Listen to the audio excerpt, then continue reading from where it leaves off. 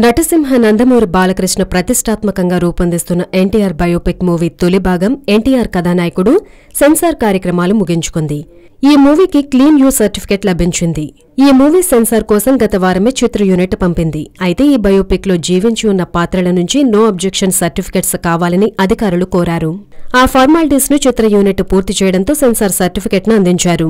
అయితే ఈ మూవీ చూస్తున్నంతసేపు వారు ప్రభుత్వ అధికారులను మర్చిపోయి అన్నగారి అభిమానులుగా ఒక సామాన్య ప్రేక్షకులు మారిపోయారట.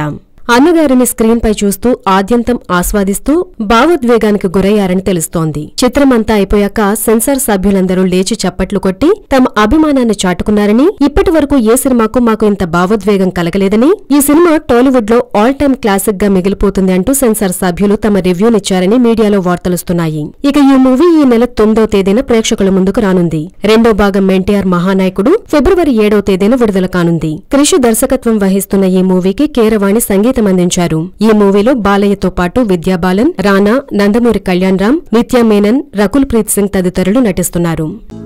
హలో, మిమ్మల్నే యోయో టీవీ యాప్ డౌన్లోడ్ చేసుకున్నారా? ఇంకా లేదా? మీ యాప్ స్టోర్ కి వెళ్ళి వెంటనే డౌన్లోడ్ చేసుకోండి.